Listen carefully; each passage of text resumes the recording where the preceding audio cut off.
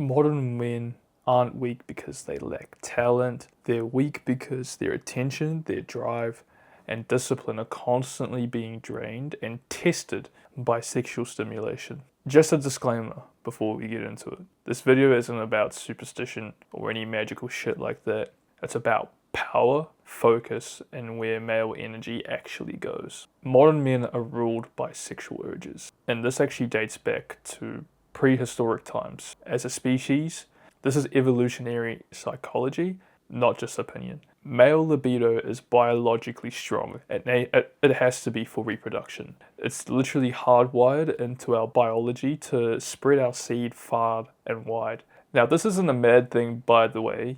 Without this strong male urge to repopulate and to mate, humans as a species would not be as dominant as we are and as far spread across the globe. But the problem with this is that modern society actually exploits this innate desire of ours as men through things such as novelty, infinite stimulation at your fingertips, and explicit content online. And as a result, your dopamine systems as a man can get hijacked, and a lot more men become more reactive and less intentional in their day-to-day lives. If the man's sexual desires aren't controlled, then they control the man. This is about behavioral regulation. It's not a morality thing.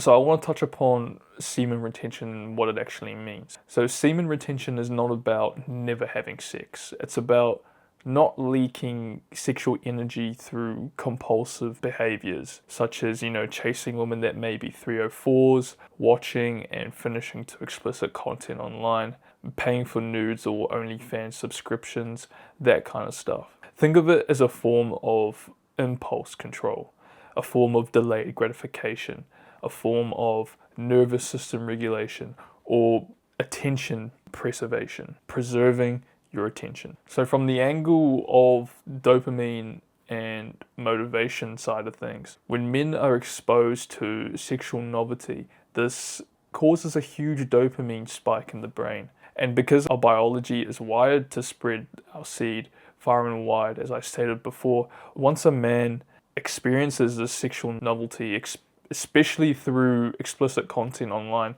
it can lead to the constant chasing of the sexual novelty, which in turn lowers your baseline motivation.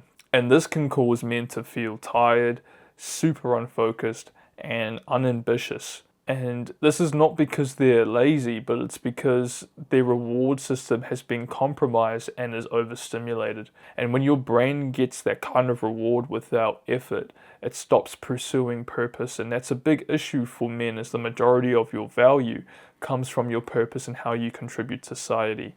For example, if you meet someone new, the first thing you ask them is, hey, what do you do for a living? That kind of question. So retention helps to combat these by restoring your dopamine receptor sensitivity, which in turn makes effort feel rewarding again, and furthermore makes discipline a lot easier, which is crucial for a man. When you retain your seed, you retain power. Now, I'm not going to sit here and say some corny ass shit like semen itself is magical, that some mystical energy will flow and the woman will smell the retention on you, bro. But what I will say is that retaining sexual drive preserves a man's ambition, it preserves his aggression, it preserves his competitiveness and his focus. So while ejaculation is a major part of the issue, it's not the issue itself. Compulsive sexual behavior such as leaking your attention and giving it to things that don't drive you forward as a man are the issues. The power isn't in the semen necessarily. Rather, the power is in what you do when you're not constantly draining your desire and leaking your attention to things that don't drive you forward. So I want to touch upon sexual transmutation. And sexual transmutation is when you redirect your sexual energy and desire to mate into creation. So some examples of sexual transmutation could include putting that extra energy and drive into a very hard workout and training even harder than you already do at the gym. Or it could be stacking skills that may get you paid or improve your ability to gather resources. Or it could be something like creating businesses that act as extensions of yourself. maybe studying deeply and acquiring useful knowledge that could change you or another person's life further down the line. Or something like pursuing long-term goals that cement your legacy as a man. So from a historical angle, many philosophers and creators practice restraint, and not because sex itself is evil. It's literally a very powerful act. It creates life. It's responsible for life. But because focus is finite. The same force that creates pleasure can build empires and legacy if it's aimed correctly in the right direction. So a couple practical applications to apply to keep you focused and to make this sort of journey of retention very useful if you are to give this thing a go, to improve your discipline and to redirect your energy into something great. Step number 1, remove porn completely. That is non-negotiable. It's evil, it's unrealistic, and it destroys your dopamine sensitivity. Number 2, limit your sexual novelty and channel excess energy into things that propel you forward, such as training, work, and learning skills. Use physical energy every now and then to regulate your libido, and it's important to accept urges without acting compulsively.